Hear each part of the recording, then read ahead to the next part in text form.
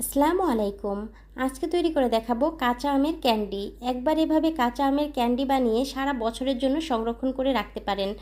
এতটাই মজাদার হয়েছে যে বানানোর সাথেই ফুরিয়ে যাবে। আপনারা যদি বেশি পরিমাণে তৈরি করে রাখেন সেক্ষেত্রে সারা বছর এটা সংরক্ষণ করে খেতে পারবেন। সারা বছর কাঁচা আমের টেস্ট পেতে অবশ্যই এভাবে বেশি করে কাঁচা আমের ক্যান্ডি বানিয়ে সংরক্ষণ করুন। আজকে আপনাদের সবচাইতে মজাদার এবং সবচাইতে সহজ পদ্ধতিতে আমি তৈরি করে দেখাবো কাঁচা আমের ক্যান্ডি। এভাবে ক্যান্ডি বানালে আশা করি বাসার সবাই খেয়ে ভীষণ প্রশংসা করবে, এমনকি বাহির থেকে আসা কোনো গেস্টকে খাওয়ালেও তারাও আপনার প্রশংসা করতে বাধ্য থাকবে। শুরুতে এখানে আমি নিয়েছি 2.5 কেজি পরিমাণ কাঁচা আম। প্রথমে আমি আমগুলোর খোসাটা ছাড়িয়ে নিব। আজকে যারা আমার চ্যানেলে নতুন রয়েছেন, যারা আজকে আমার ভিডিও প্রথম দেখছেন, অবশ্যই আমাকে কমেন্ট করে জানাবেন আমার ভিডিও আপনাদের কেমন লেগেছে।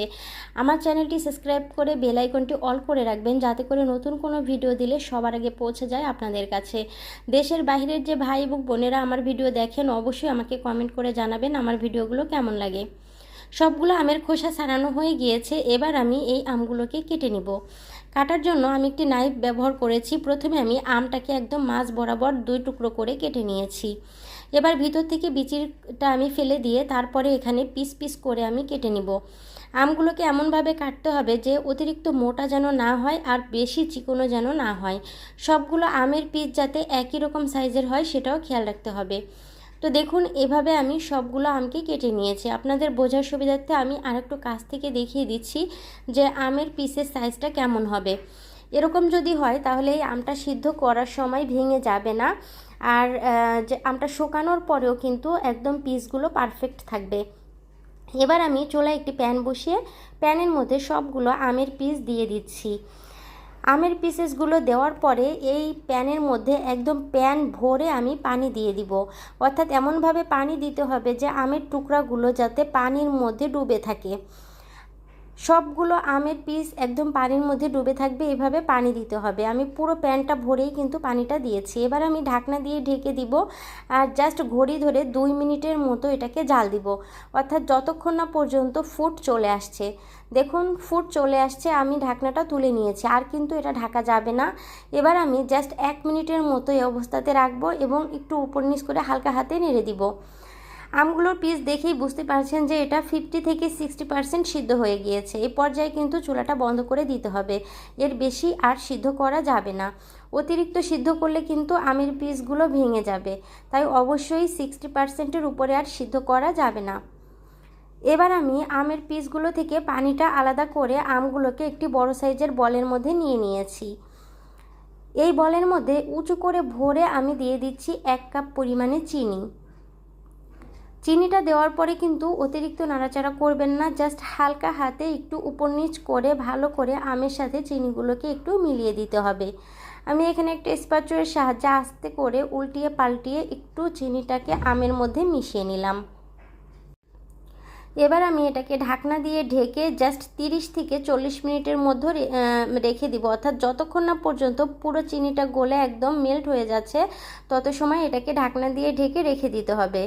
আমি জাস্ট 40 মিনিট রেখেছিলাম, আর 40 মিনিট পরে আমি এই প্লেটটা উপর থেকে সরিয়ে আপনাদের দেখিয়ে দিচ্ছি। তো দেখুন, দেখেই হয়তো বুঝতে পারছেন যে কতটা পারফেক্টভাবে পুরো চিনিটা গলে একদম মেল্ট হয়ে গিয়েছে। আমগুলো একদম চিনির পানির মধ্যে ডুবে রয়েছে, অর্থাৎ আমের প্রতিটা টুকরোর মধ্যে চিনির শিরাটা সুন্দরভাবে প্রবেশ করেছে। এবার আমি এই চিনির পানিটা আলাদা করে নিব। সেজন্য একটা সেকনির সাহায্যে এভাবে সবগুলো আম থেকে চিনির পানিটা আলাদা করে নিলাম। এবার এই আমের পিসেসগুলোকে আমি একটা বড় সাইজের স্টিলের ট্রে নিয়েছি, আর এটার মধ্যে সুন্দরভাবে সাজিয়ে নিচ্ছি। যেহেতু একটু বেশি পরিমাণে আমি তৈরি করেছি, তাই আমি 2টো ট্রে আজকে ব্যবহার করেছি। এগুলোকে শুকাতে হলে অবশ্যই এভাবে একটু অল্প অল্প করে ফাঁকা রেখে তারপরে বিছিয়ে দিতে হবে। সবগুলো আমের টুকরোকে আমি এই 2টো প্লেটেই সুন্দরভাবে বিছিয়ে দিয়েছি। দেখুন, আমার 2টো প্লেটই কিন্তু সুন্দরভাবে সেট হয়ে গিয়েছে। এবার এটাকে আমি 2 দিনের জন্য রোদে দিব। প্রথম দিন রোদে দেওয়ার পরে সবগুলো পিসকে আমি উল্টিয়ে দিয়েছিলাম, তারপরে আমি দ্বিতীয় দিনও রোদে দিয়েছিলাম। ঠিক 2 দিন রোদ পেয়েই কিন্তু সবগুলো আমের পিস একদম পারফেক্টভাবে শুকিয়ে গিয়েছে।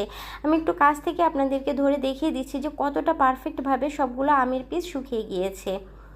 এই পর্যায়ে কিন্তু এই আমগুলো খেতে অনেক বেশি মজা হয়, বাট যেহেতু আমি ম্যাঙ্গো ক্যান্ডি তৈরি করছি তাই অবশ্যই এর মধ্যে কিছুটা সুগার পাউডার ব্যবহার করতে হবে। তাই আমি কিছুটা চিনি প্রথমে ব্লেন্ডারে গুঁড়ো করে নিয়েছি, তারপরে সেখান থেকে 1 টেবিল স্পুন পরিমাণে চিনি নিয়েছি এবং এই আমের টুকরোগুলোর গায়ে আমি সেই চিনিটা লাগিয়ে নিব। এখানে আমি 1 টেবিল স্পুনের মতো চিনি ব্যবহার করেছি, অর্থাৎ চিনির পাউডার ব্যবহার করেছি, তারপরে খুব ভালোভাবে লাগিয়ে নিয়েছি। দেখুন এটাও কিন্তু দেখতে ভীষণ সুন্দর দেখাচ্ছে, আর এই অবস্থাতে খেতে কিন্তু আরও অনেক বেশি টেস্ট হয়েছে। আশা করি আমার এই সুন্দর রেসিপিটি আপনাদের ভীষণ ভালো লেগেছে। তাই বলবো আমার রেসিপি ভালো লাগলে অবশ্যই আমার চ্যানেলটিকে সাবস্ক্রাইব করে বেল আইকনটি অল করে রাখবেন। নতুন নতুন রেসিপি দিলে সবার আগে চলে যাবে আপনাদের কাছে। এবার আমি সংরক্ষণ করার জন্য এভাবে এয়ার টাইটের একটা বক্স নিয়েছি, আর এই বক্সের মধ্যে আমের পিসেসগুলোকে সুন্দরভাবে সাজিয়ে দিয়েছি। দেখুন কত সুন্দর দেখাচ্ছে।